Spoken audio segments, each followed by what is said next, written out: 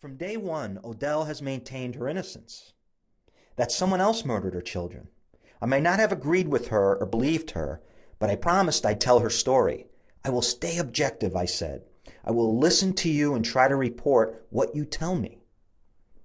Odell, I think, felt someone was going to give her a chance to speak, which is, she told me, all she has ever wanted. She asked me for money. It happens with every book. Inevitably, someone, sometimes 2 or 3 people, ask for money in exchange for interviews. Not for her, but for her family. In 1977, the New York State Legislature passed a law prohibiting criminals from using their notoriety for profit. Aptly titled the Son of Sam Law, it provides that a convicted murderer cannot be paid for his or her story. Many try to get around this by asking journalists to donate money to their families. It is, I guess, a noble request. In some strange, criminal way, also something I have never done and will never do. In my view, money poisons information. As Odell and I spoke, we talked about children, of course, about her youth, parental abuse, spousal abuse, and other dysfunctions plaguing many American families. Oddly enough, as we sat at the table in the prison visiting room and spoke, a very loud and violent thunderstorm rolled in. It got so dark outside, I was there in the afternoon, it felt as if we were in the middle of the night.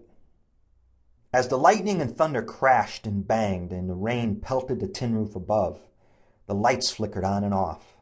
Within a few minutes, I found myself sitting in a cavern-like dark, cafeteria-style room with about 50 or so female inmates, 1 guard, and no lights. I couldn't see my hands in front of my face. For a minute, we sat there in silence and waited for the generator to kick on. That day would become a metaphor for my continued talks with Odell.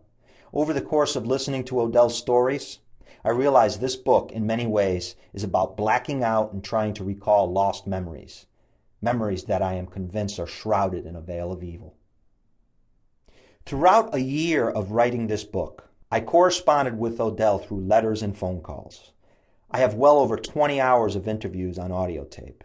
I must say, much of Odell's story cannot be backed up by secondary sources. In certain places, I have tried, without success, to track down people and get a second or third version. In many instances, it just couldn't be done. Either the people involved had died, records didn't exist, or those individuals who could back up Odell's claims would not speak to me, for whatever reason. I decided to open the book with Odell telling her own story. At times, she is quoted in these passages. Other times, however, as the narrative flows without quotations and I tell Odell's story for her, as she told it to me, it is still Odell speaking. I have simply taken what she has said and put it into an easy-to-read format. I have added nothing to those passages except background information and regional town and state research. It is all fact, but based on Odell's version of the events.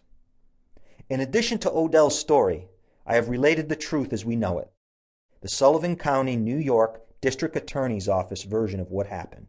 To write those passages, I used a multitude of documents, trial transcripts, police reports, medical records, and dozens of interviews with many of the individuals involved.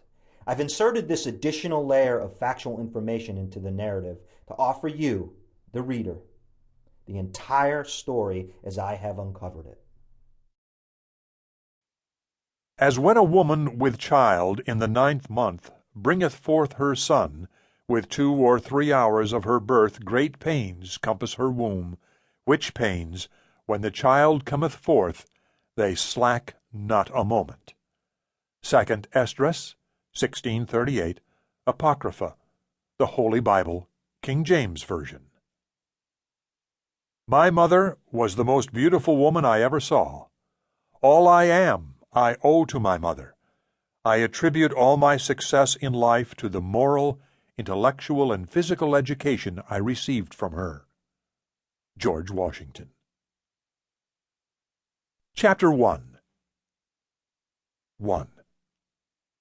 In the early 1960s, the Molina family lived in a 3-story house on 95th Avenue in Jamaica, Queens, New York, near Brooklyn, Coney Island, and JFK Airport. Bright lights, big city. Neighborhoods made up of what seemed like 1,001 different cultures.